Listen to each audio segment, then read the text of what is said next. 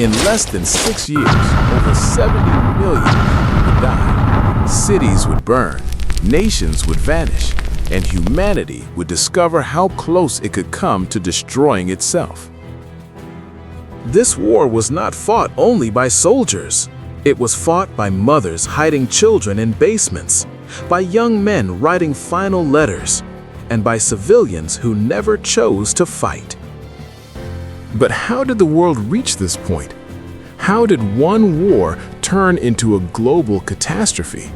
And could it have been stopped? This is the complete story of World War II, from its hidden origins to its deadliest battles and the decisions that reshaped our world forever.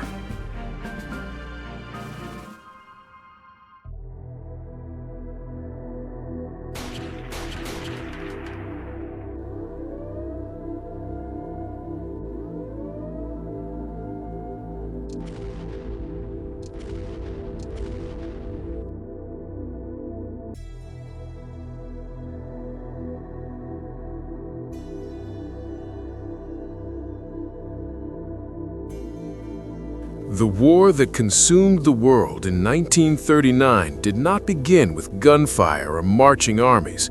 It began quietly, bitterly, in the aftermath of another catastrophe. When the guns of the First World War finally fell silent in 1918, Europe was not healed. It was broken in ways far deeper than shattered cities and mass graves. The Treaty of Versailles, signed with solemn ceremony, was meant to end all wars. Instead, it planted the seeds of the next one. Germany was forced to accept full blame for the conflict, a single sentence that carried unbearable weight. Its territory was carved apart, its military reduced to a shadow, its colonies stripped away, and its economy shackled by crushing reparations. To the victors, it was justice. To millions of Germans, it was humiliation. Veterans returned home not to honor and gratitude, but to unemployment, poverty, and a nation that seemed to have lost its dignity. The proud empire they had fought for no longer existed. In its place stood the fragile Weimar Republic, struggling to govern a society seething with anger and resentment. Every payment sent to the Allies felt like salt rubbed into an open wound. Every foreign soldier stationed on German soil felt like a reminder of defeat. This was not peace, it was punishment, and it poisoned the German psyche. The economic consequences of defeat only deepened the sense of betrayal. Germany's economy collapsed under the weight of reparations and war debt. Hyperinflation turned money into worthless paper, and people carried wheelbarrows of banknotes just to buy bread. Life savings evaporated overnight.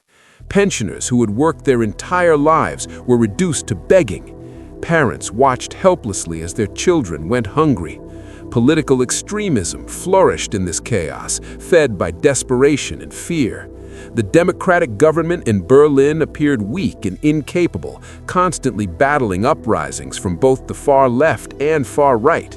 Assassinations, street violence, and political chaos became part of daily life. Many Germans came to believe that democracy itself was a lie imposed by foreign powers, a system that brought only shame and suffering. In cafes and taverns, whispers of revenge grew louder.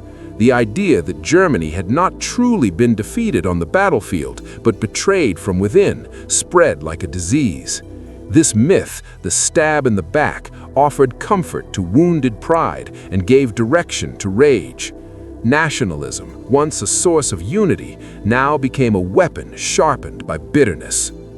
Across Europe, similar forces were at work.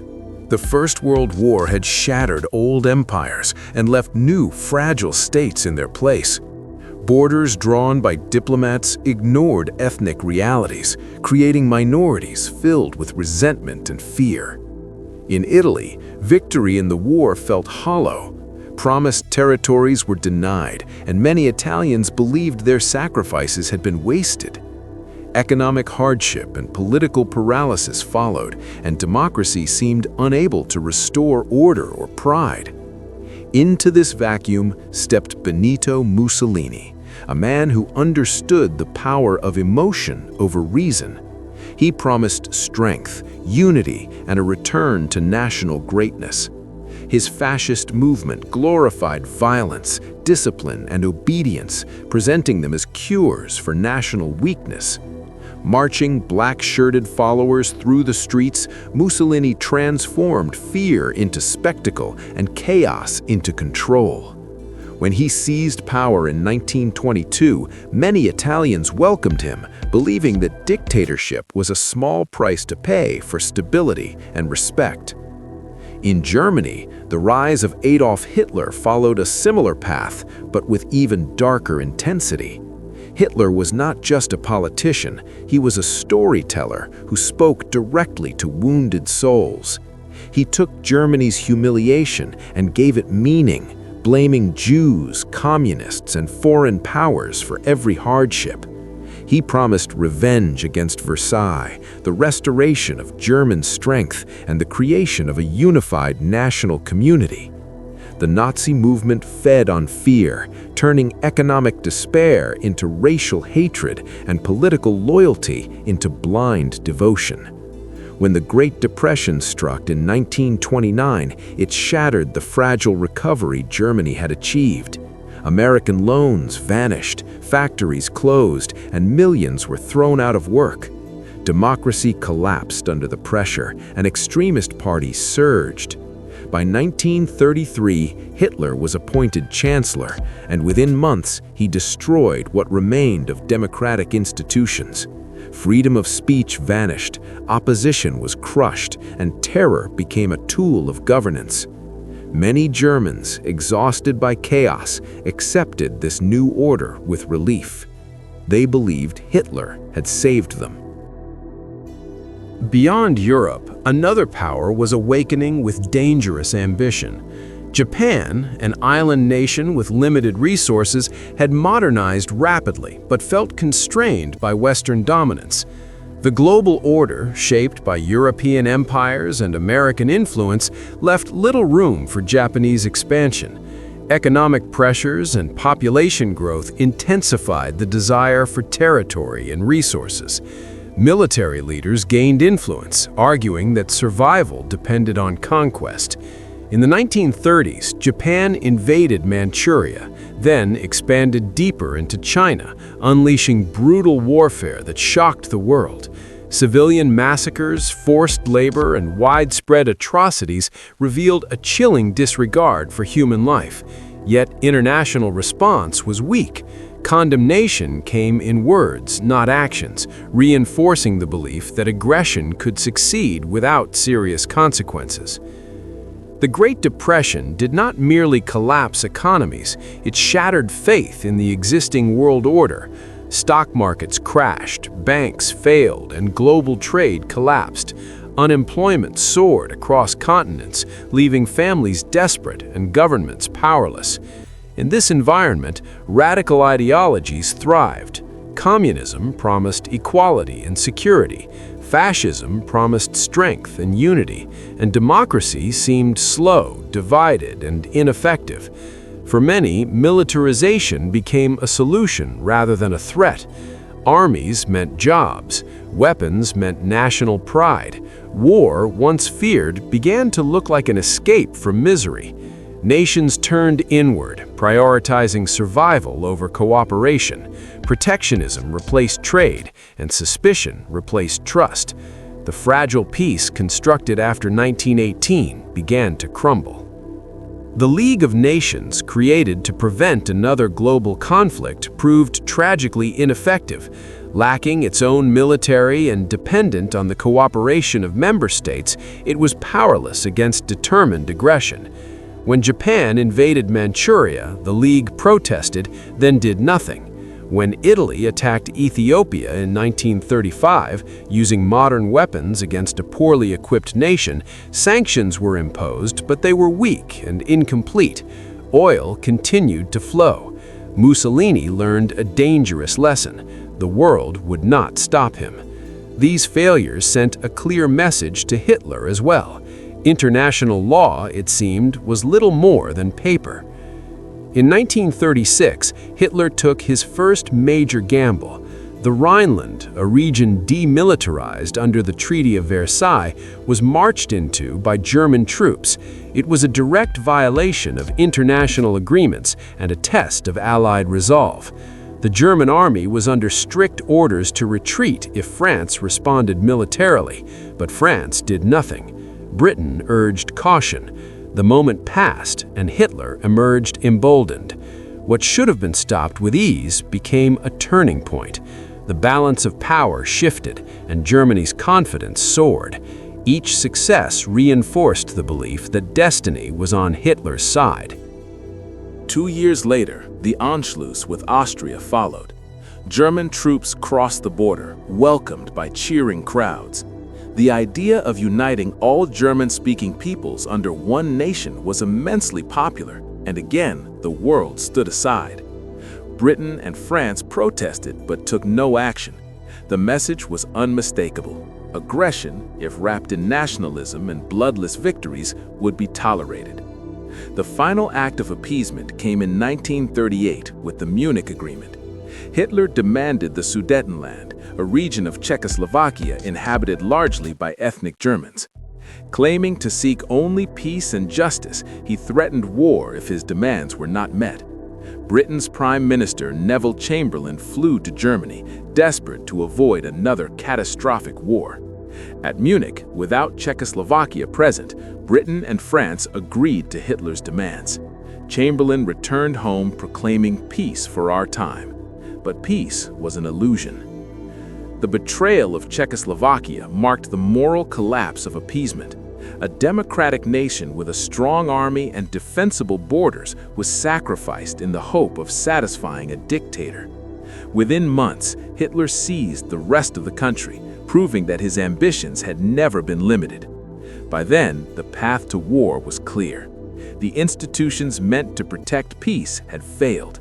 The grievances left unresolved after World War I had grown into a burning desire for revenge. Economic despair had empowered extremists. Totalitarian regimes had risen, feeding on fear and pride. Each step toward war had been met with hesitation, compromise, and silence. By the end of the 1930s, the world stood on the edge of catastrophe once again. The roots of the conflict were deep and tangled, nourished by humiliation, anger, fear, and missed chances. What followed would not simply be another war, but a reckoning born from the failures of peace itself. The war finally revealed its true face at dawn on September 1, 1939.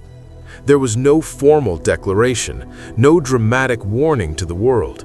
German forces simply moved. Tanks rolled forward like steel beasts, aircraft screamed across the sky, and artillery shattered the silence of the Polish countryside. This was blitzkrieg, lightning war. Speed, shock, and terror fused into a new form of destruction. Polish defenses, brave but outdated, were overwhelmed within days. Cities burned, communication lines collapsed, and entire units were encircled before they understood what was happening. Civilians fled with whatever they could carry, roads clogged with refugees as bombs fell without mercy. Then, as Poland struggled to survive, another blow came. From the east, the Soviet Union invaded, honoring its secret pact with Nazi Germany. Poland was crushed between two totalitarian powers, erased from the map in weeks. The invasion sent a chill through Europe. On September 3rd, Britain and France declared war on Germany. Church bells rang, speeches were made, but behind the words was fear. Everyone knew what modern war meant now. Yet even as war was declared, the guns on the Western Front fell strangely silent. What followed was an eerie pause known as the Phony War. Along the borders of France and Germany, vast armies faced each other across fields and forests, yet little happened. Soldiers waited in trenches, bunkers, and forts, staring into the distance, wondering when death would arrive. Military planners prepared, rearmed, and debated strategy, haunted by memories of the First World War. Civilians lived in a state of suspended dread. Gas masks were issued, blackouts enforced, children evacuated from cities. Nights were quiet, but the silence felt unnatural, like the breath held before a scream. Newspapers spoke of calm, but everyone sensed it could not last. Beneath the surface, Germany was planning something far greater than a repeat of trench warfare.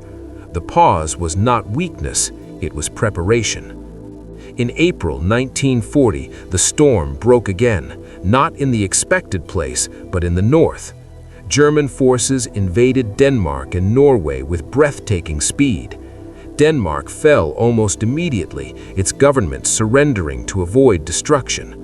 Norway fought harder, its rugged terrain and icy seas turning the campaign into a brutal struggle.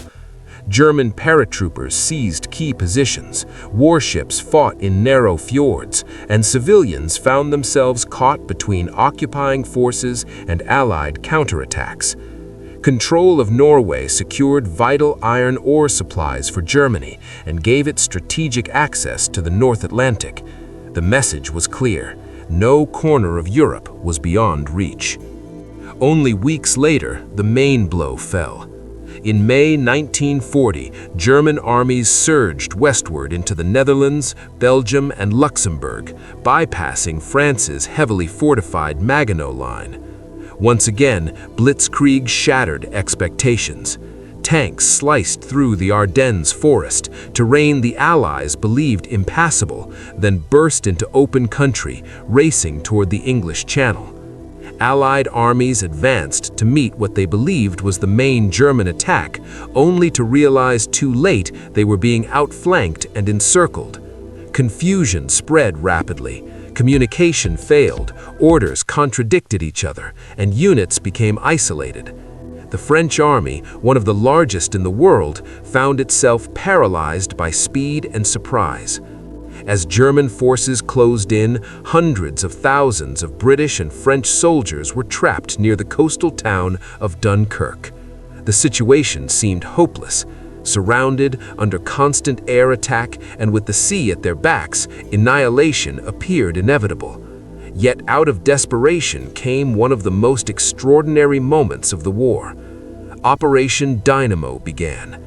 Warships, ferries, fishing boats, pleasure craft, anything that could float, crossed the channel again and again. Civilians sailed into hell, dodging bombs and fire, driven by a sense that something vital was at stake. Against all odds, more than 300,000 soldiers were evacuated. It was a retreat, not a victory, but it became a symbol of survival. Britain had lost its equipment, but not its army. The war would go on. France, however, could not recover. German troops marched into Paris as the government fled south. The speed of collapse shocked the world. Within weeks, France signed an armistice. The nation was divided, occupied, humiliated. For many, it felt like the end of an era, the fall of a pillar of European civilization. Refugees streamed across the countryside, carrying memories of homes they might never see again.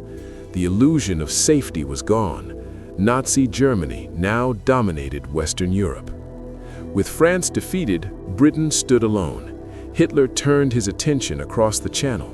Operation Sea Lion, the planned invasion of Britain, depended on one crucial factor: control of the skies.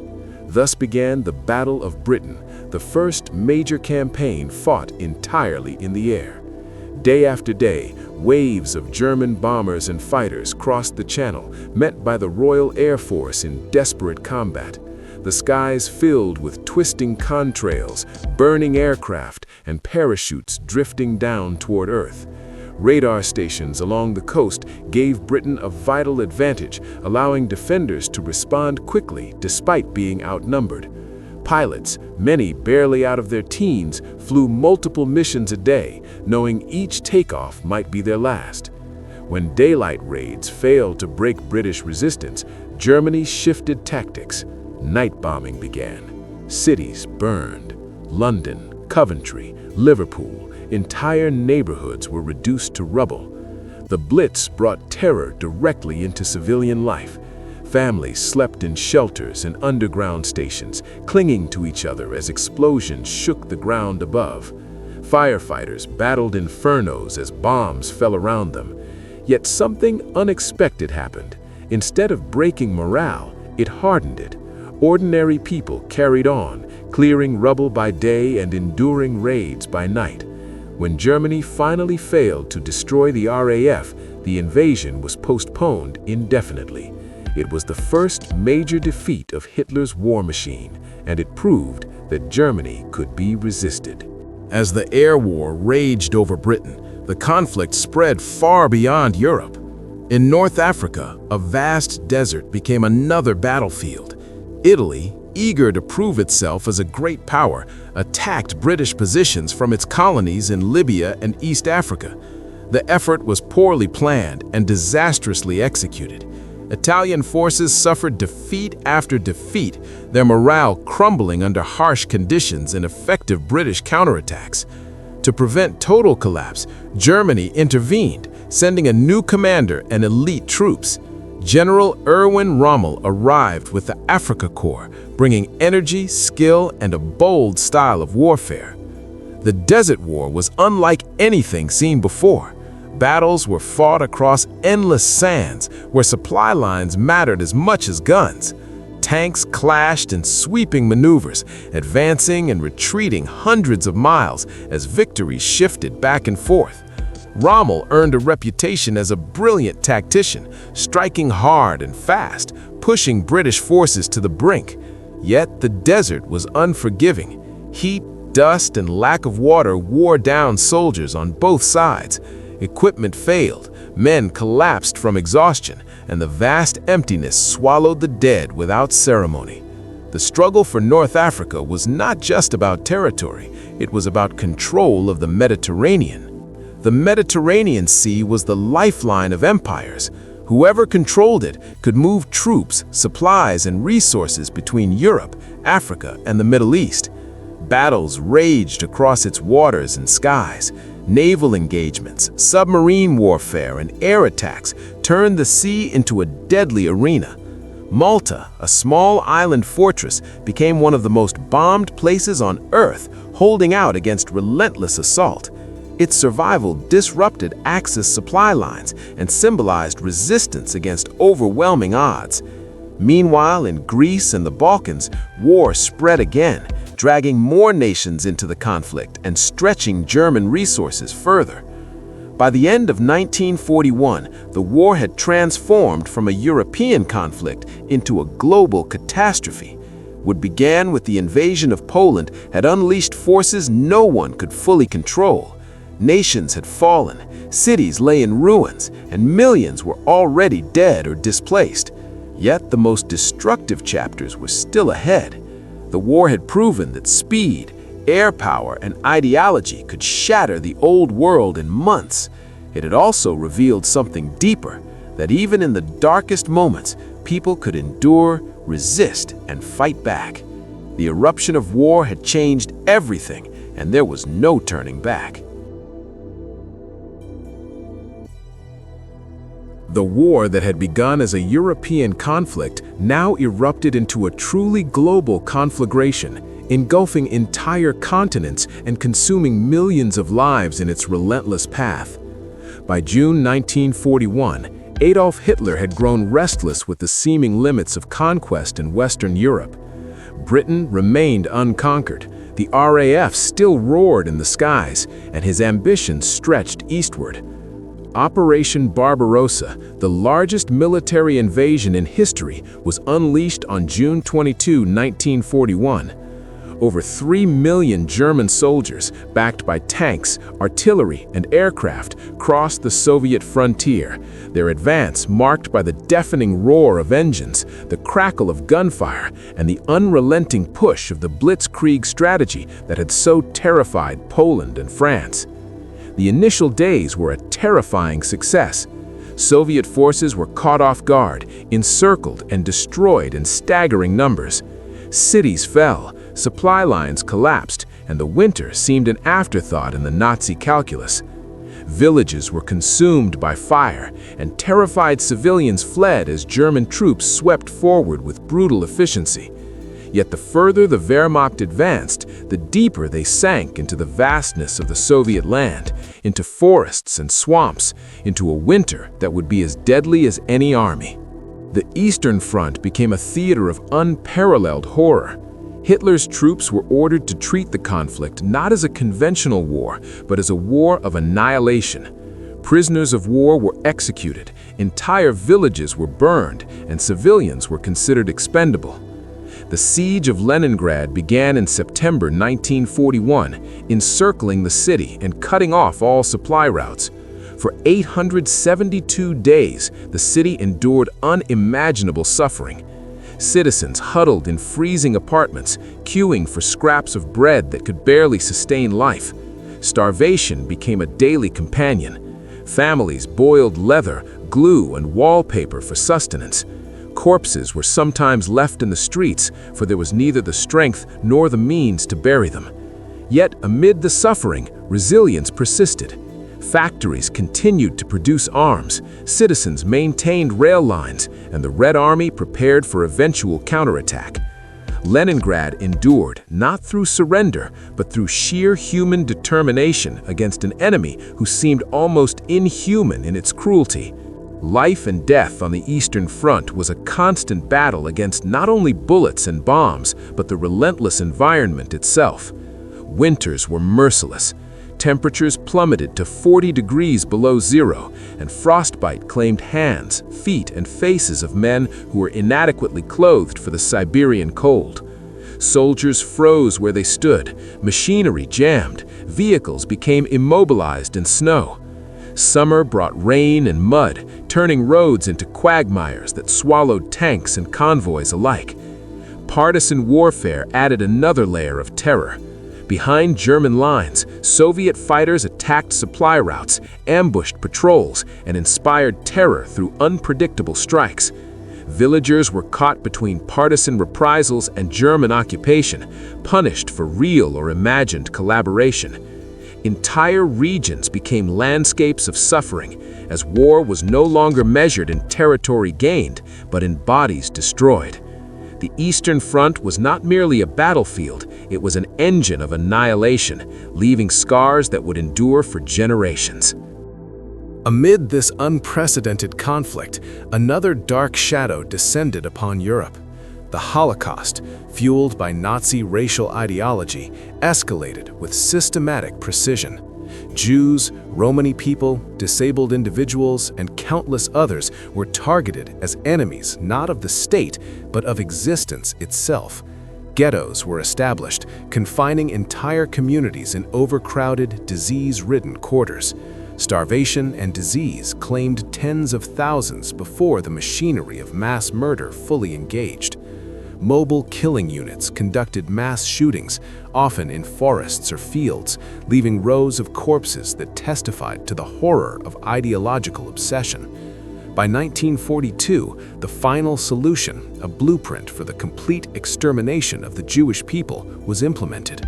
Concentration and extermination camps such as Auschwitz, Treblinka, and Sobibor became factories of death, where the industrial efficiency of the modern world was perversely applied to murder. The Holocaust transformed war into a tool for genocide, a chilling reminder of what happens when ideology replaces humanity. While Europe burned, Japan pursued its own campaign of conquest across Asia. Since the early 1930s, Japan had been expanding into China, initiating brutal campaigns marked by massacres, scorched earth tactics, and atrocities against civilians. Entire towns were destroyed, villages razed, and forced labor became a grim reality for millions. By 1941, Japan's ambitions extended throughout Southeast Asia, seeking raw materials, oil, and strategic dominance. Countries from the Philippines to Malaya and the Dutch East Indies fell to Japanese occupation. Civilians endured oppression, starvation, and forced labor, often subjected to acts of unimaginable cruelty. The human cost cost was staggering as Japan sought not only territory but submission through terror. The global balance of power shifted dramatically on December 7, 1941. Without warning, Japanese aircraft struck Pearl Harbor, a U.S. naval base in Hawaii, sinking ships, destroying aircraft, and killing over 2,000 Americans. The attack was meticulously planned to cripple the Pacific Fleet, but instead, it had the opposite effect. The United States, until then largely isolated from the European conflict, was catapulted into war. President Franklin D. Roosevelt's declaration that December 7th was a date which will live in infamy galvanized a nation. Industrial might and manpower that had been preparing quietly now surged into global conflict. The Pacific, previously a theater of regional warfare, became a central axis of world war. The Pacific War ignited with ferocious intensity. Japan's initial victories were rapid and devastating. British and American possessions across Southeast Asia fell with alarming speed, from Hong Kong to Singapore, the Philippines, and the Dutch East Indies. Island after island succumbed to coordinated amphibious assaults and air bombardments. Yet the war soon revealed its complexity. Dense jungles, tropical diseases, and mountainous terrain made operations grueling and unpredictable. Soldiers faced relentless heat, humidity, poisonous insects, and treacherous rivers. Combat became a battle of endurance as much as skill. The island hopping strategy, later adopted by the United States, aimed to regain territory by leapfrogging Japanese strongholds, isolating them, and cutting supply lines. Each engagement was a brutal struggle. Japanese forces often fought to the last man, refusing surrender, while Allied troops endured extreme conditions to gain footholds. The psychological toll was immense, as soldiers faced not only enemy fire, but disease, starvation, and constant uncertainty. Back in Europe, the Eastern Front continued to rage, feeding a relentless cycle of violence and reprisal. Cities lay in rubble, fields turned to mud and blood. Civilian populations were trapped between armies that showed no mercy. Families were torn apart, children starved, frozen, or burned alive. Partisans, while vital in resistance, often faced brutal retaliation against their communities. The war was total. Every person, every resource, every aspect of daily life became part of the struggle. Meanwhile, the industrial machinery of genocide and conquest worked at full speed, transforming Europe and Asia into landscapes of death and despair. By the end of 1943, the world had been engulfed in flames on an unprecedented scale. Operation Barbarossa had failed to destroy the Soviet Union, but it had cost tens of millions of lives.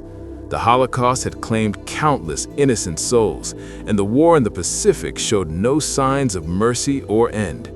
Nations were mobilized, economies transformed into war engines, and every continent had become a battlefield. For civilians and soldiers alike, life had become a contest of survival, endurance, and hope in the midst of relentless devastation. The global war was no longer a distant possibility. It was the living, breathing reality of the human experience, reshaping the planet with every battle, every bombing, and every act of resistance.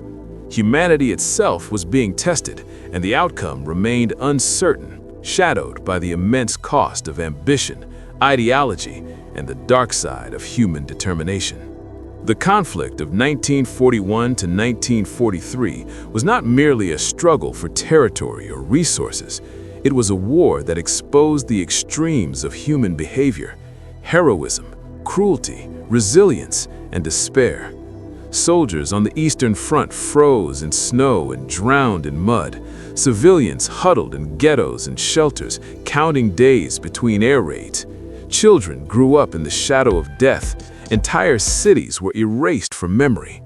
In the Pacific, jungles became killing fields, islands laboratories of human endurance, and the ocean both friend and foe. Every theater of war demonstrated that modern conflict could not be contained, that violence had no borders, and that the consequences of ideology, ambition, and greed could reverberate across the globe. The world in 1943 was scarred but not broken. The German advance in the Soviet Union had slowed. The Allies had learned to strike back in the Pacific. Resistance movements persisted in occupied territories. Yet the war was far from over. Each side had been tested, each nation pushed to its limits, and each population had been forced to endure suffering on a scale previously unimaginable. The human cost was staggering, but within it lay the seeds of resilience, determination, and the eventual struggle to reclaim what had been lost. The global war had become total in every sense.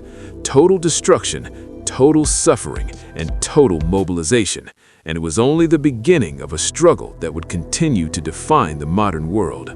Weaving together the brutality of the Eastern Front, the horror of the Holocaust, the ferocity of Japanese expansion, and the awakening of American involvement, the years 1941 to 1943 illustrated the terrifying breadth of human conflict. It was a period where war ceased to be abstract, becoming an all-encompassing reality. Every action, every decision carried monumental consequences. The war had become both a test of human endurance and a mirror reflecting humanity's darkest impulses.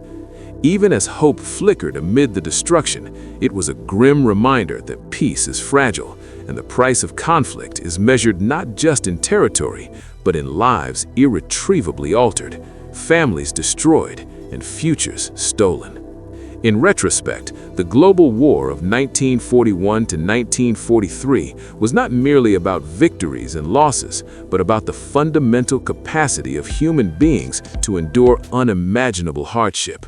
Soldiers endured frostbite, starvation, and relentless combat.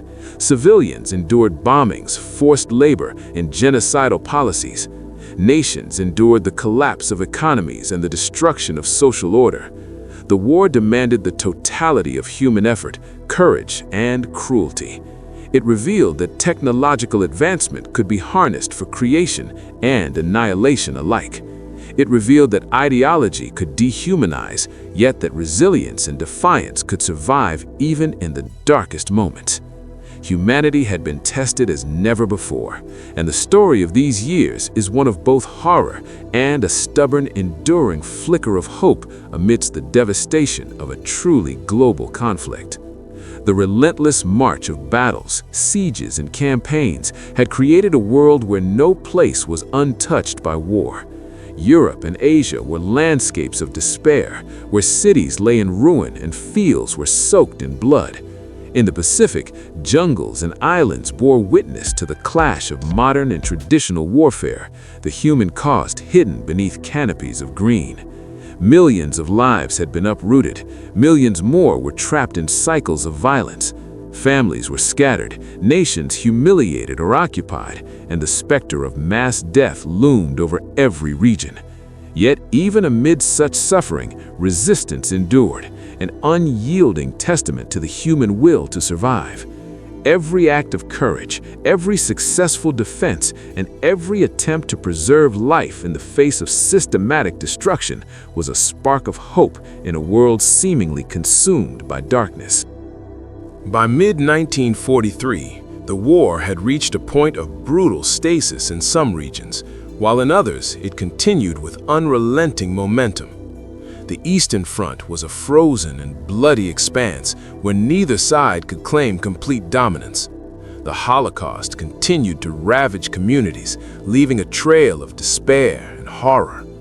In Asia, Japanese forces pressed into new territories, encountering fierce resistance from both local populations and Allied forces.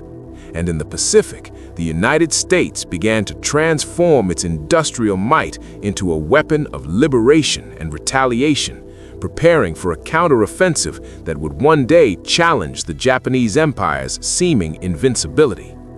The global war had become an all-consuming struggle, reshaping nations, societies, and the very fabric of human existence. In essence, the years 1941 to 1943 marked the moment when the war became global in both scope and consequence. It was a period defined not by single battles alone, but by the cumulative horror, suffering, and resilience of millions.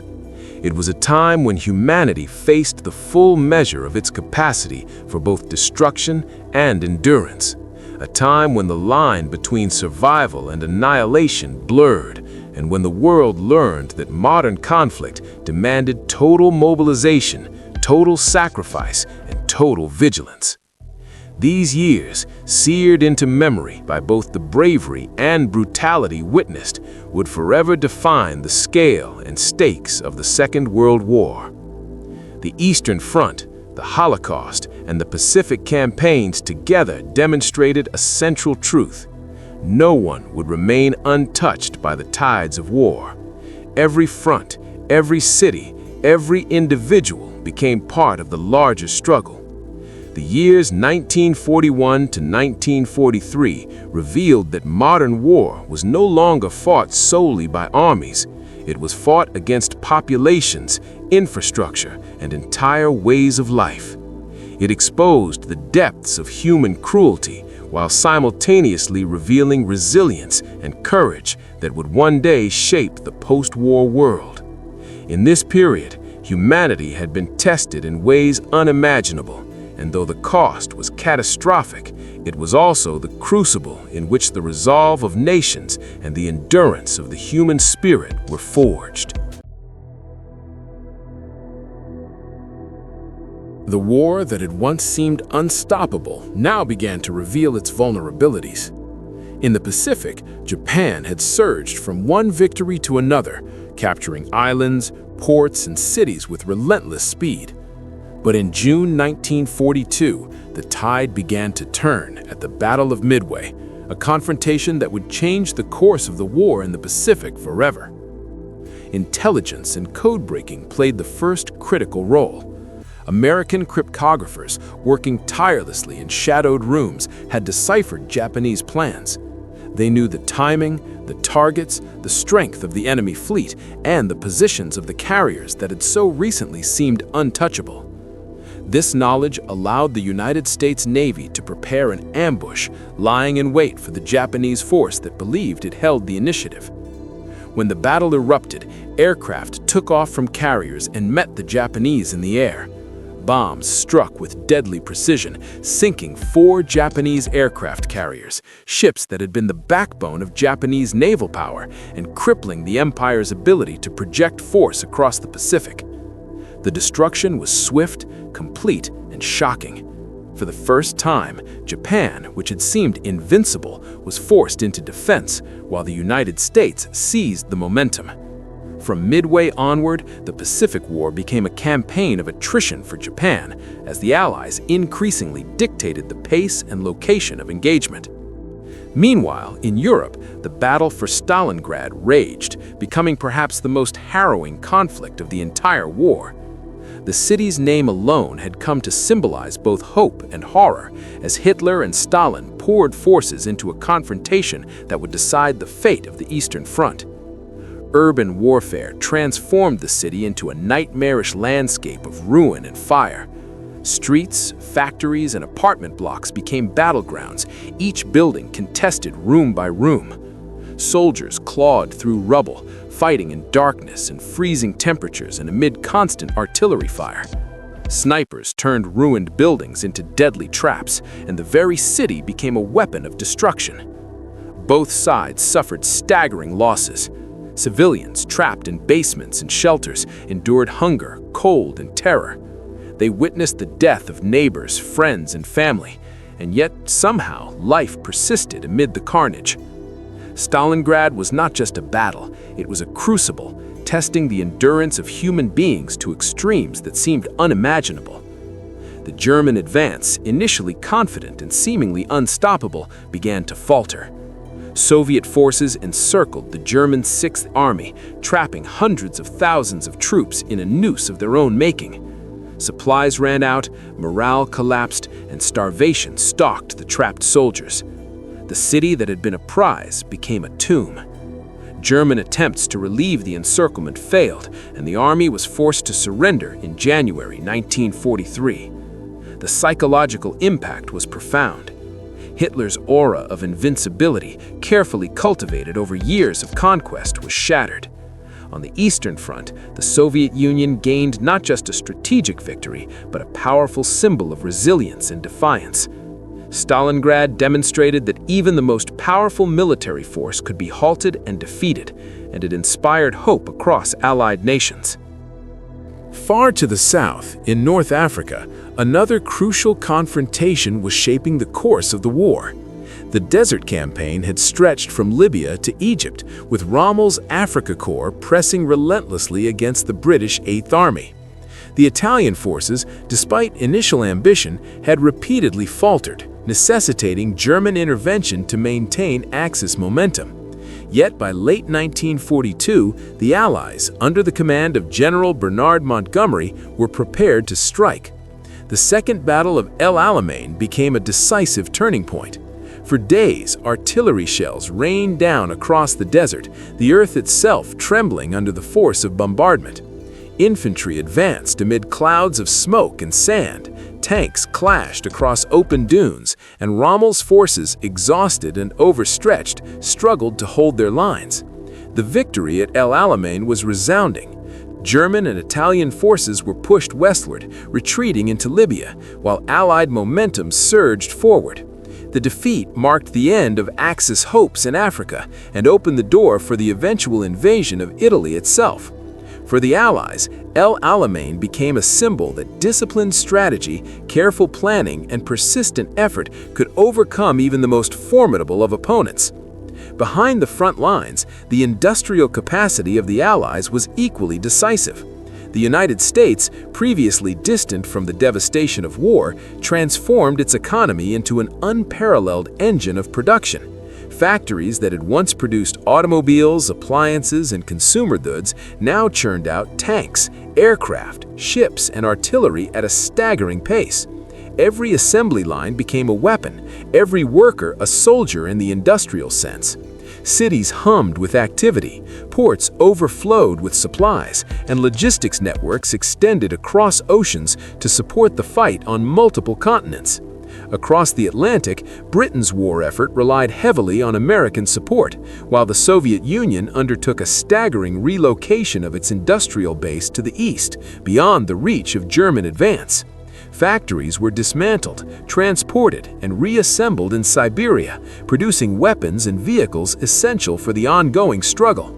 Total war economies emerged, where the entire society was mobilized, every resource dedicated to the fight, and every citizen became part of the war effort. The scale of this mobilization demonstrated that modern warfare was as much about economic endurance as battlefield brilliance. The combination of strategic victories and industrial capacity fundamentally shifted the trajectory of the war. In the Pacific, Midway had forced Japan onto the defensive, and the United States began planning campaigns to reclaim territory, isolate strongholds, and gradually encircle the empire. In Europe, Stalingrad had broken the myth of German invincibility, while North Africa had shown that coordinated Allied effort could decisively defeat Axis forces. Factories, shipyards, and assembly lines ensured that these victories could be sustained, producing the men, weapons, and supplies necessary to maintain pressure on multiple fronts. The interplay between battlefield success and industrial might became increasingly clear. Victory was no longer determined solely by generals and soldiers, but by nations' ability to endure, adapt, and overwhelm their adversaries. As the Allies began to consolidate their gains, the psychological impact was profound. Soldiers on the front lines felt emboldened, civilians in occupied territories glimpsed hope, and the Axis powers faced the dawning realization that their dominance was not unassailable. In the Pacific, Japanese soldiers, previously confident in their rapid conquests, now faced the specter of an adversary that could anticipate and counter their moves. In Europe, German soldiers, accustomed to a series of lightning victories, were confronted with protracted urban combat, encirclement, and determined resistance. In North Africa, Rommel's retreat signaled that strategic initiative could no longer be assumed. Momentum, long held by the Axis, was shifting irrevocably. Yet the cost of these turning points was enormous. At Midway, hundreds of aircraft and sailors were lost, though the Japanese losses were more devastating. Stalingrad consumed hundreds of thousands of lives on both sides, leaving a city of rubble and a trail of human misery. El Alamein required meticulous planning and immense coordination, with casualties mounting in the harsh desert environment. Every victory came at a price, every advance accompanied by suffering, and every strategic gain measured in blood. The war was increasingly total, involving entire societies in both production and sacrifice. The human cost was staggering, yet it was also coupled with the realization that decisive action could alter the course of the conflict. The years 1942 and 1943 marked the consolidation of these turning points. The Allies began to coordinate across theaters in ways previously impossible. Intelligence networks grew sophisticated, enabling the anticipation of enemy moves. Logistics chains spanned oceans, deserts, and forests. Morale, both among soldiers and civilians, began to shift in favor of those who could sustain the fight. In essence, the war became a battle not just of armies, but of national resilience, industrial power, and strategic ingenuity. The Battle of Midway, Stalingrad, and El Alamein, coupled with the unmatched industrial output of the Allies, revealed a fundamental truth. No empire, however powerful, could maintain unbroken dominance against coordinated opposition, especially when that opposition mobilized the full resources of its people. Each victory demonstrated the interplay of courage, intelligence, and production. Each turning point underscored the vulnerability of even the most feared military forces. The global conflict was no longer an unstoppable surge of Axis conquest. It had become a war in which momentum could shift, fortunes could change, and the initiative could pass to those who were willing and able to endure, adapt, and fight with unrelenting determination. The psychological effect of these victories cannot be overstated. At Midway, American pilots and sailors learned that planning, intelligence, and bravery could overcome numerical superiority. In Stalingrad, the Soviet Union discovered that even the most disciplined invader could be encircled and destroyed when faced with relentless defense and strategic acumen. In North Africa, Montgomery's forces proved that careful preparation and coordination could triumph against a highly skilled opponent. Each turning point was more than a military victory. It became a symbol of hope and proof that the Axis momentum was not infinite. Industrial power played an equally critical role. The United States, operating as the arsenal of democracy, produced weapons and vehicles at a scale that no Axis nation could match. Ships slid down slipways faster than the enemy could sink them. Aircraft left factories at a pace that could replace losses and expand air superiority.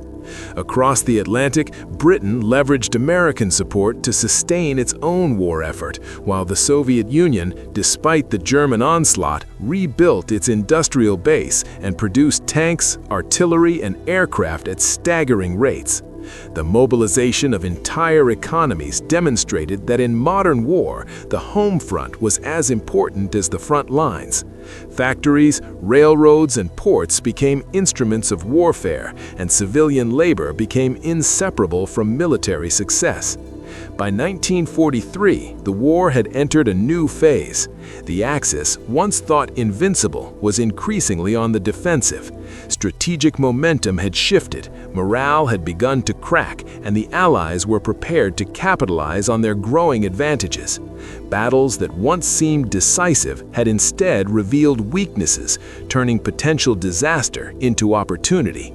Each theater, Pacific, Eastern Europe, North Africa, illustrated that success depended not just on weapons or generals, but on the integration of intelligence, industrial capacity, and human endurance.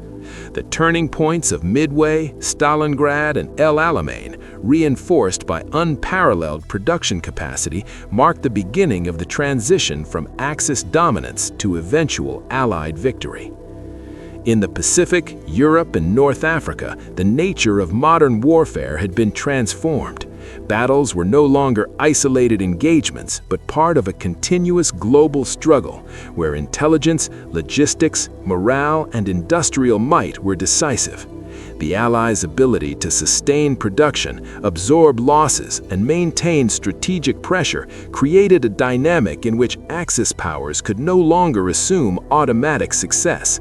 Every front became interconnected, every victory reinforced the next, and every defeat weakened the Axis in ways that would compound over time.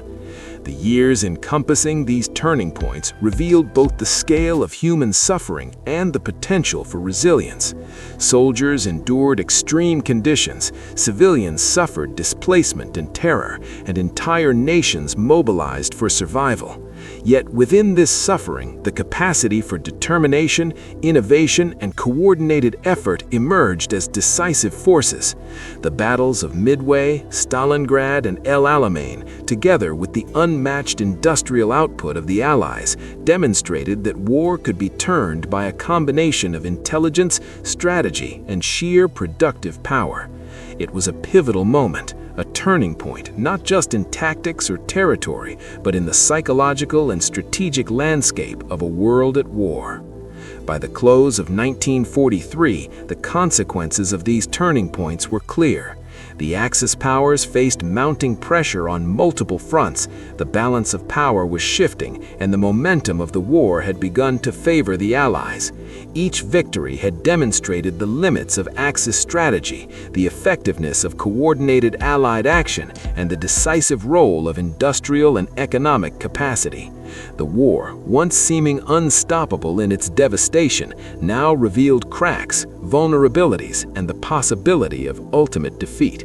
Humanity had been tested in extraordinary ways, yet the lessons of courage, planning, and production offered a path toward eventual triumph, underscoring the profound interplay between human will, technological capacity, and strategic foresight in shaping the course of global conflict. By 1943, the war had begun to move relentlessly toward the heart of Axis power. The Allied offensive was no longer a distant plan discussed in guarded rooms. It was unfolding across mountains, skies, cities, and beaches, carried forward by soldiers who sensed that the balance of the war was finally shifting.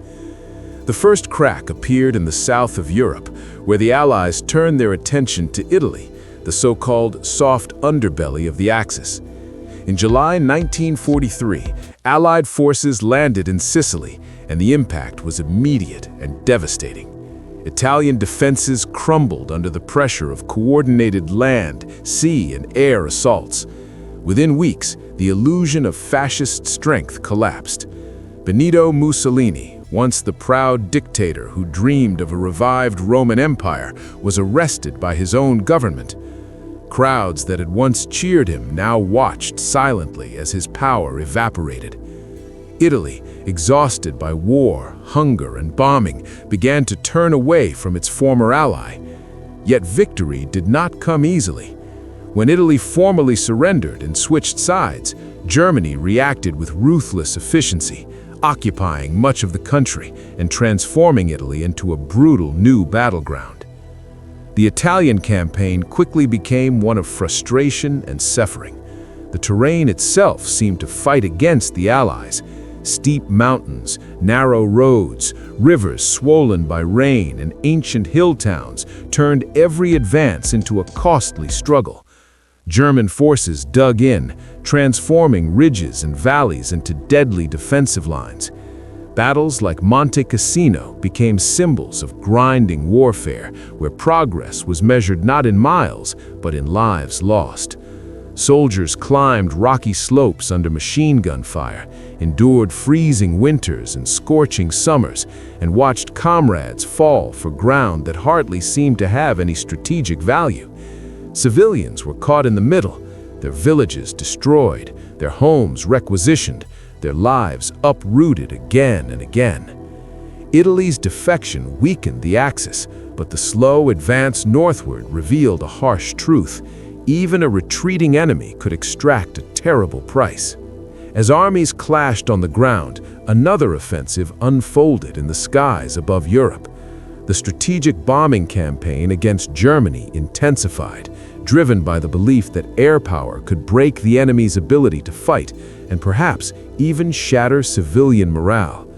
Day and night, waves of Allied bombers crossed into German airspace, engines droning, crews tense with fear. Cities like Hamburg, Cologne, and Berlin were engulfed in firestorms as bombs rained down on factories, rail yards, and residential neighborhoods alike. Entire districts vanished in walls of flame. Civilians fled into shelters, praying the walls would hold as the ground shook and the air burned. The human cost was immense. Tens of thousands were killed, many more injured or left homeless. Children grew up amid rubble, their nights lit by explosions instead of stars. Yet even as the bombing campaign expanded, moral questions haunted those who carried it out. Could the destruction of cities truly shorten the war, or was it merely spreading suffering on an industrial scale? Air crews wrestled with guilt and fear, knowing that their targets were not just factories, but homes filled with families like their own. Leaders debated whether the collapse of morale was achievable or whether the bombings hardened resolve instead. There were no easy answers. What was clear was that modern war had erased the boundary between front lines and home fronts. Civilians were no longer spectators, they were targets, victims, and unwilling participants in a total war that spared no one. Across occupied Europe, resistance movements offered another form of Allied offense, one fought not with armies, but with courage, secrecy, and sacrifice. In France, ordinary men and women became fighters in the shadows. They sabotaged railways, gathered intelligence, hid downed pilots, and spread underground newspapers that kept hope alive. Every act of resistance carried deadly risk. Capture often meant torture, deportation, or execution. Yet the French resistance grew stronger as liberation seemed possible, their actions disrupting German supply lines and weakening occupation forces at critical moments. In Poland, resistance took on a uniquely tragic dimension. The Polish underground, one of the largest resistance networks in Europe, operated under constant terror. Members fought not only the occupying German forces, but the knowledge that entire communities could be annihilated in reprisal. The Warsaw Ghetto Uprising, and later the Warsaw Uprising, became symbols of defiance in the face of almost certain destruction, acts of resistance driven by dignity rather than the hope of survival. In the Balkans, Yugoslav partisans waged a relentless guerrilla war that tied down large numbers of Axis troops. Fighting in mountains and forests, they struck suddenly and vanished just as quickly. Villages paid the price, often burned in retaliation, yet the movement endured. Resistance across Europe reminded the world that occupation did not mean submission. Even in the darkest conditions, people chose to fight, to resist erasure, to assert that their nations and identities still existed. All of these efforts built toward the moment that would define the Allied offensive in the West, the invasion of Normandy. Operation Overlord was the most ambitious military undertaking in history, a gamble that would determine the fate of Western Europe. For months, planners worked in secrecy, assembling men, vehicles, ships, and aircraft on an unprecedented scale. Deception operations convinced German commanders that the invasion would come elsewhere, while resistance fighters prepared to strike from within. On June 6, 1944, the waiting ended. Before dawn, paratroopers dropped behind enemy lines, scattered in darkness, fighting to secure bridges and roads. As the sun rose, the largest armada the world had ever seen appeared off the coast of France. The landings were chaos and terror. At Omaha Beach, American soldiers faced a storm of gunfire as they emerged from landing craft into water stained red. Many never made it to shore. The sand offered little protection, and each step forward felt impossible. Yet through courage, improvisation, and sheer determination, the line held. At Utah, Gold, Juneau, and Sword Beaches, Allied troops fought their way inland against fierce resistance. British, Canadian, and American soldiers advanced together, united for purpose despite the carnage. By nightfall, the Allies had secured a fragile foothold on the continent. The cost was staggering, but the impossible had been achieved. Western Europe was no longer sealed behind German defenses. What followed was the brutal Battle of Normandy. The countryside became a maze of hedgerows, each one a potential fortress. Fighting was slow, close, and merciless. Tanks advanced only to be ambushed. Infantry fought yard by yard, often without knowing where the enemy was hidden. Civilians endured bombardment and displacement, their villages reduced to ruins in the struggle to break through. Yet gradually, relentlessly, the Allied advance continued. German forces, stretched thin and battered from constant air attacks, began to falter. When Paris rose in rebellion in August 1944, resistance fighters and Allied troops entered the city together. Crowds filled the streets, tears mixing with laughter as liberation became reality. After 4 years of occupation, Paris was free. The liberation of France marked more than a military success. It was a psychological turning point. Across Western Europe, hope surged. Town after town was freed as Allied armies pushed toward Germany. Supply lines stretched, battles raged, and losses mounted, but the direction of the war was now unmistakable. The Allied offensive of 1943 to 1944 proved that the Axis could be driven back, not just resisted. It showed that planning, sacrifice, resistance, and industrial power could converge to break even the strongest defenses. This phase of the war was not a triumphant march, but a painful, grinding struggle marked by suffering on all sides. Soldiers fought through mud, fire, and fear. Civilians endured bombings, reprisals, and the trauma of liberation itself. Yet amid the destruction, something powerful emerged, a sense that the end, however distant, was now possible. The Allied offensive transformed the war from a desperate fight for survival into a determined push toward victory, carried forward by millions who believed that the horrors they had endured must lead to something better.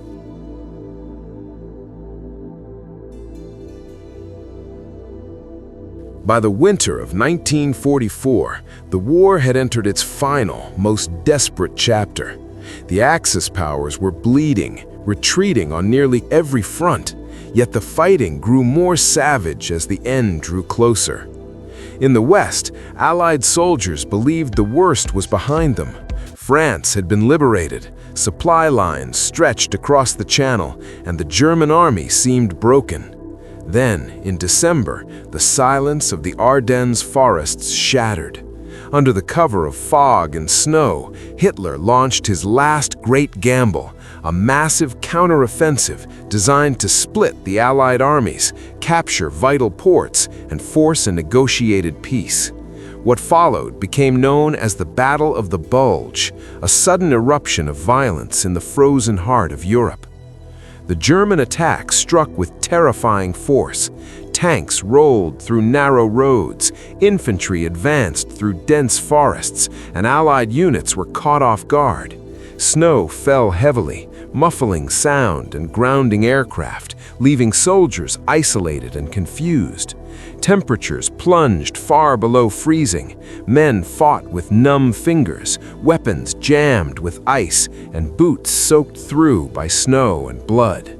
Towns like Bastogne became symbols of stubborn resistance. Surrounded and cut off, American forces refused to surrender, holding their positions against relentless assaults. The fighting was intimate and brutal, house to house, tree to tree, where survival depended as much on endurance as on firepower. Civilians huddled in cellars, listening to artillery thunder overhead, praying that the walls would not collapse. For weeks, the outcome hung in the balance. German forces pushed outward, creating a bulge in the Allied lines, but they paid for every mile with lives they could no longer afford to lose. Fuel ran out, reinforcements failed to arrive, and the fog finally lifted. Allied aircraft returned to the skies, turning roads into graveyards of shattered vehicles.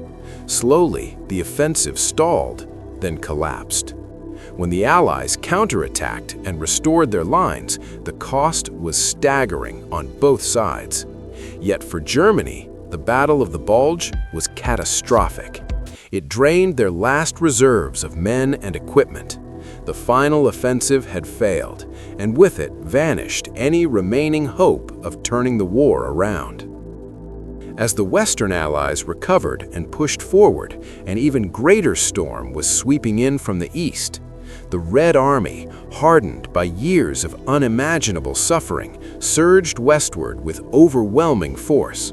Soviet soldiers advanced across frozen plains and ruined cities, driven by a fierce determination born of invasion, loss, and vengeance. Entire German armies were crushed or forced into chaotic retreat. Eastern Europe became a landscape of liberation and terror intertwined. Cities were freed from Nazi occupation, but the scars of war ran deep. Survivors emerged from camps and ruins, weak and haunted, struggling to comprehend that the nightmare was ending. The Soviet advance was relentless.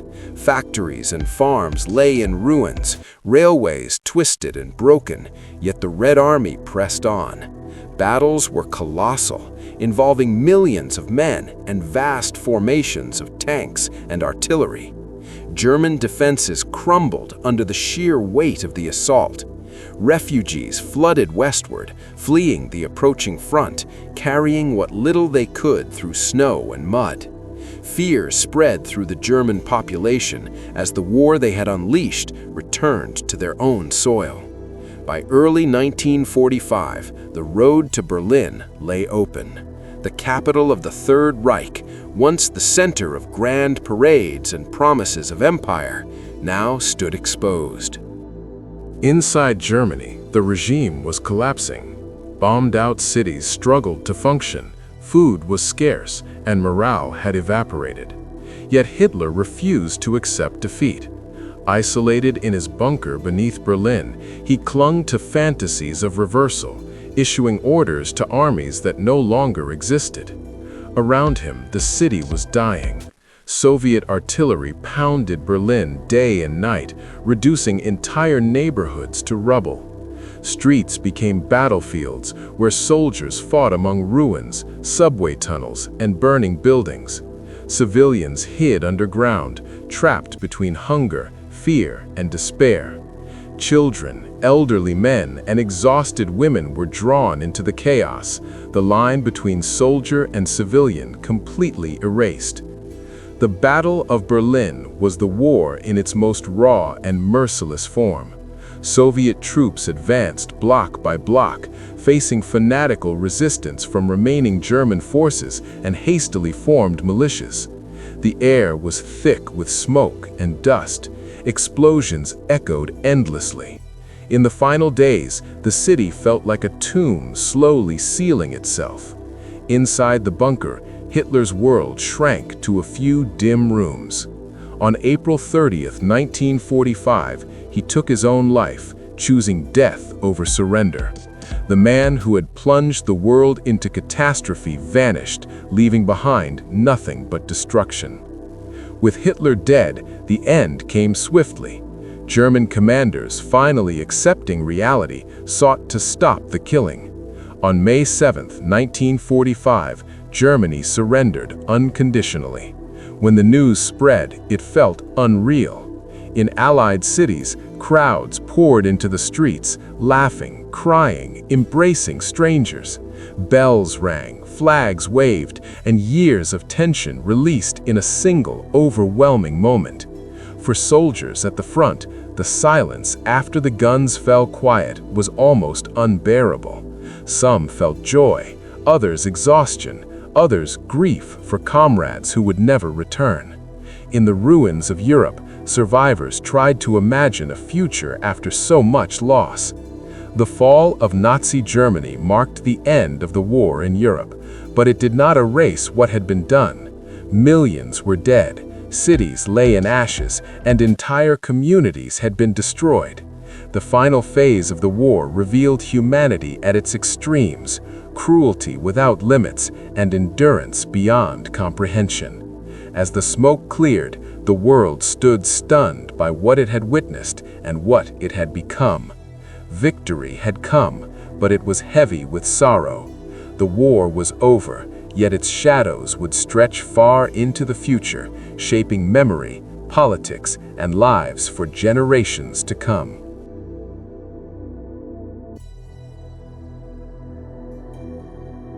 The Pacific War moved toward its end not with a sudden collapse, but with a grinding, horrifying intensity that seemed to grow worse with every mile gained. By 1945, the ocean itself felt exhausted, stained by oil slicks and wreckage, while islands that once existed only as dots on maps became names etched into memory with blood. The strategy of island hopping pushed American forces ever closer to Japan, but each new landing revealed a darker truth. The closer the Allies came to the Japanese homeland, the more desperate and deadly the fighting became. These islands were no longer stepping stones, they were fortresses. The Japanese military had learned from earlier defeats and now prepared to fight not for victory, but for annihilation of the enemy or themselves. Iwo Jima rose from the sea like a nightmare. Just 8 square miles of volcanic rock, black sand, and sulfurous air, it should have been insignificant. Instead, it became one of the most brutal battles in human history. When American Marines landed in February 1945, there was no immediate resistance, no gunfire, no shouting, only silence. Then the island erupted. Hidden bunkers, tunnels, and artillery positions opened fire from beneath the earth itself. Japanese defenders had transformed the island into an underground labyrinth designed not to repel invasion, but to bleed it dry. Every step forward cost lives. The sand swallowed boots and bodies alike, offering no cover, no mercy.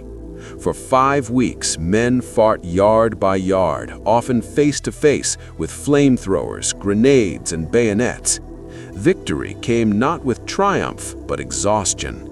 Of the roughly 21,000 Japanese defenders, almost none surrendered. Nearly 7,000 Americans died. The famous image of the flag raised on Mount Suribachi captured hope for those back home, but for those who fought there, Iwo Jima was a vision of hell. Okinawa was worse. If Iwo Jima was a warning, Okinawa was the prophecy fulfilled. This island was not just another target, it was the gateway to Japan itself. Beginning in April 1945, the battle raged for nearly 3 months. Rain turned the ground into thick mud, mixing with blood until soldiers slipped and crawled through it like something primordial. Japanese forces once again relied on tunnels, caves, and suicidal defense, but this time civilians were trapped in the middle. Families hid in caves that became tombs. Some were forced by soldiers to choose death over surrender, told that Americans would torture and kill them. Thousands jumped from cliffs or took their own lives. At sea, the skies filled with kamikaze pilots, young men who deliberately crashed their planes into Allied ships. There was no fear in their final mission, only resignation and indoctrinated duty. Hundreds of ships were damaged or sunk. Thousands of sailors died without ever seeing land. Okinawa ended with over 200,000 dead, most of them Japanese soldiers and civilians. It became clear to Allied leaders that an invasion of Japan would mean millions more deaths. The war had reached a point where victory itself seemed unbearable. Behind the scenes, another force had been growing, quiet, secret, and terrifying. The Manhattan Project was one of the largest scientific and industrial efforts ever undertaken. Tens of thousands of people worked in isolated facilities, many unaware of what they were building.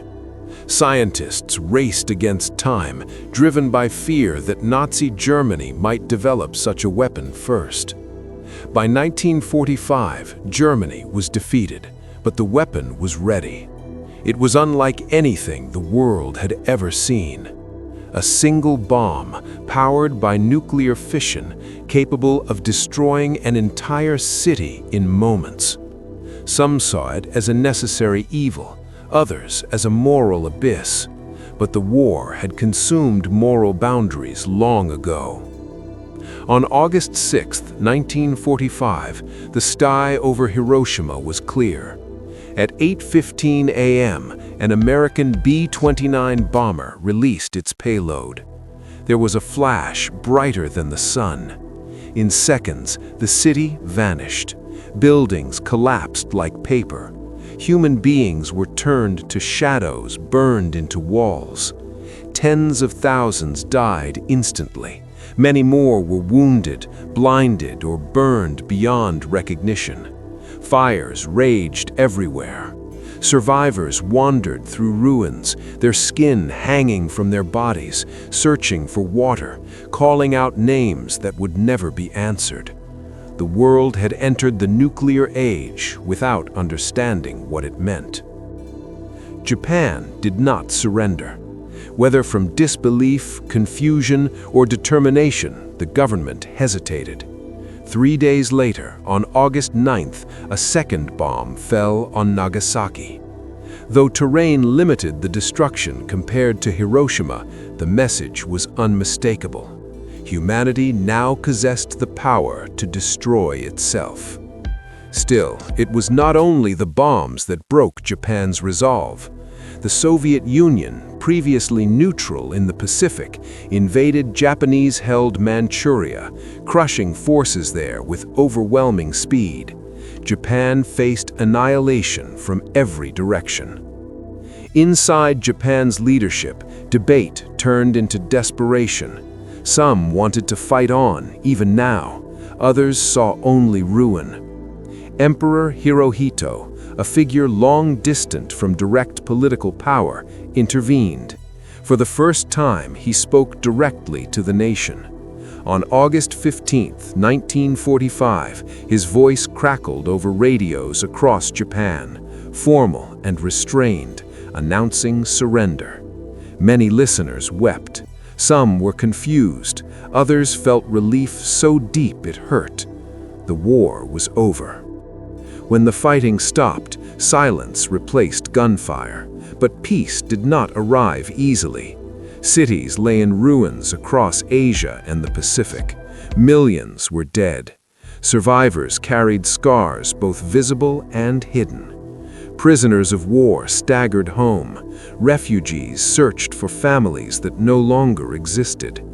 The atomic bombings left a legacy of radiation sickness and ethical debate that continues to this day. Victory had come, but it was heavy, and it demanded remembrance. The Pacific War ended not with glory, but with a warning. It showed the depths of human cruelty, the extremes of sacrifice, and the terrifying reach of modern technology. The islands of Iwo Jima and Okinawa, the skies over Hiroshima and Nagasaki became symbols, not just of the end of World War II, but of the fragile line between survival and destruction. The world stepped forward into peace, but it did so knowing that it now carried the means to end itself.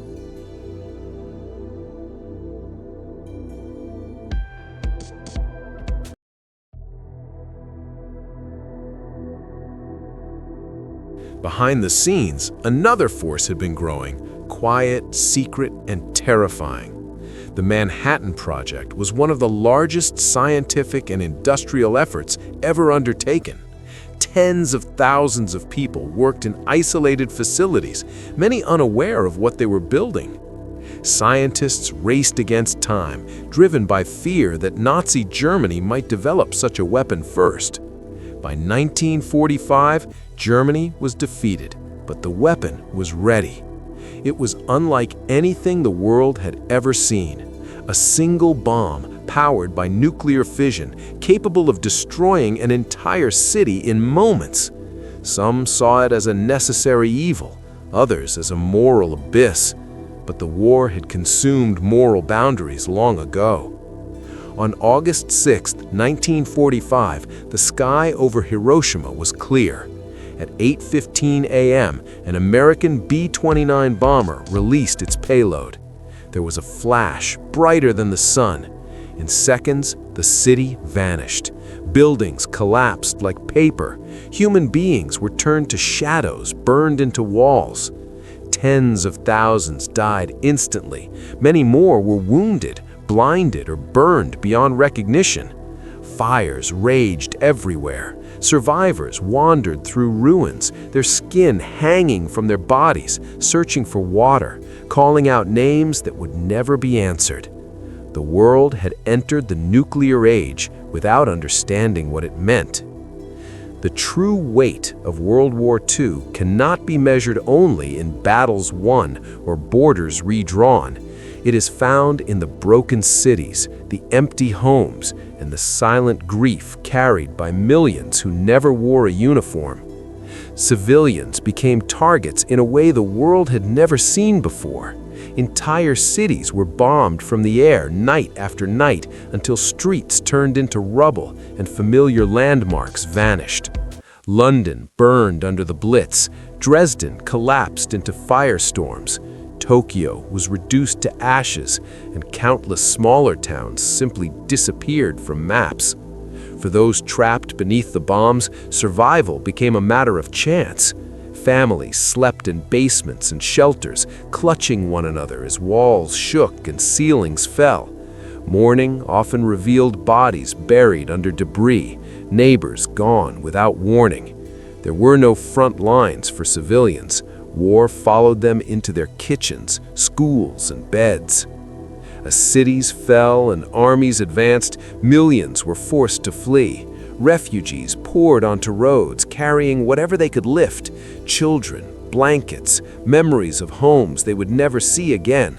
Trains overflowed with the displaced, while others walked for weeks through cold, hunger, and fear.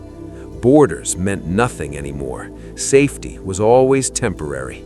In Eastern Europe and Asia especially, civilians were pushed back and forth by invading armies, often accused of collaboration by both sides. Camps meant for protection turned into places of disease and despair. Food shortages spread quickly, and famines stalked entire regions. In besieged cities like Leningrad, starvation became a slow execution. People boiled wallpaper for glue, ate pets, and watched loved ones waste away. Disease thrived where medicine was scarce and bodies were weakened.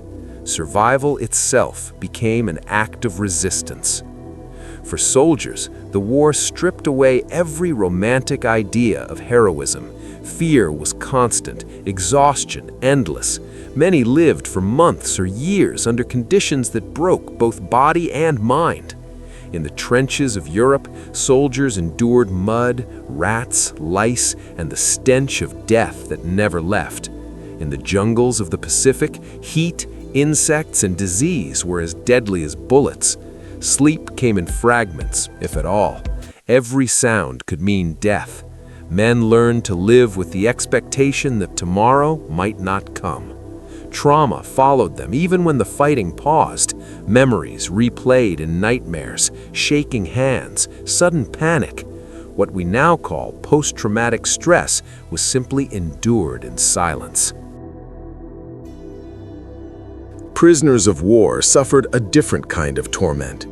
Captured soldiers were often starved, beaten, or forced into hard labor. In Japanese camps, Allied prisoners were worked until collapse, fed barely enough to live, and denied medical care. In German camps, Soviet prisoners died by the millions from neglect and execution. Survival depended on luck, resilience, and sometimes the kindness of strangers in a world designed to crush both. Many who returned home never truly escaped the camps. Their bodies survived, but their spirits remained imprisoned by memory. Women experienced the war in ways that forever changed society.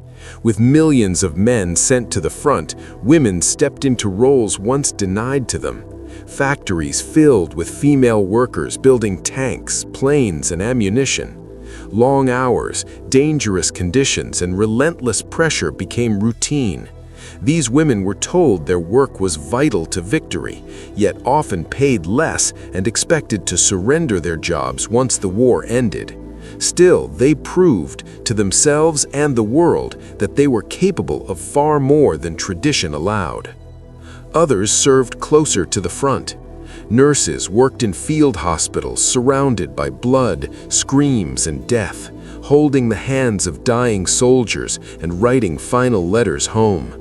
Some women became spies and resistance fighters, carrying messages, sabotaging railways, and risking execution if caught. In occupied countries, women often bore the burden of survival, feeding families, protecting children, and enduring violence, including widespread sexual assault that went largely unspoken for decades. Gender roles shifted not by choice, but by necessity, and the old world could never fully return. By the war's end, the human cost was overwhelming. Over 60 million lives were lost, most of them civilians. Survivors rebuilt cities and nations, but the scars remained, visible in ruined landscapes and invisible in broken minds. World War II reshaped humanity through suffering. It taught the world that modern war spares no one, and that victory always comes at a price paid in human lives, dignity, and innocence. The echoes of that cost are still felt today, in memories passed down, in warnings written into history, and in the quiet promise that such destruction must never be repeated.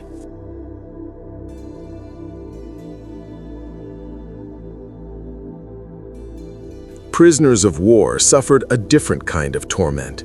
Captured soldiers were often starved, beaten, or forced into hard labor. In Japanese camps, Allied prisoners were worked until collapse, fed barely enough to live, and denied medical care. In German camps, Soviet prisoners died by the millions from neglect and execution. Survival depended on luck, resilience, and sometimes the kindness of strangers in a world designed to crush both. Many who returned home never truly escaped the camps. Their bodies survived, but their spirits remained imprisoned by memory. Women experienced the war in ways that forever changed society.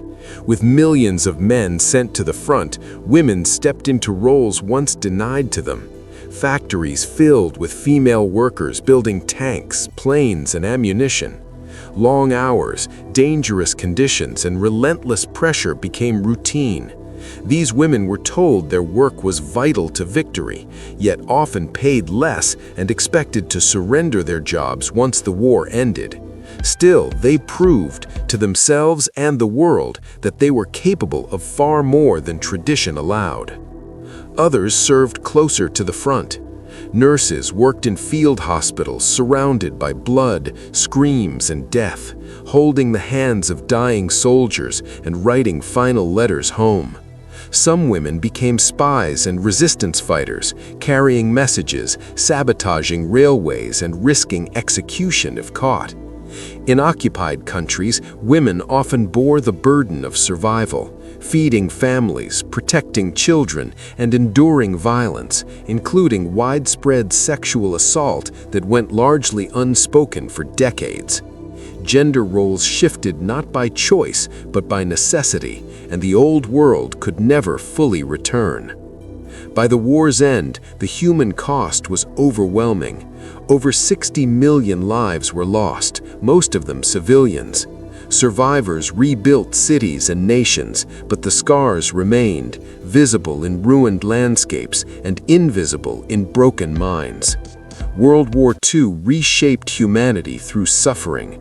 It taught the world that modern war spares no one, and that victory always comes at a price paid in human lives, dignity, and innocence. The echoes of that cost are still felt today, in memories passed down, in warnings written into history, and in the quiet promise that such destruction must never be repeated.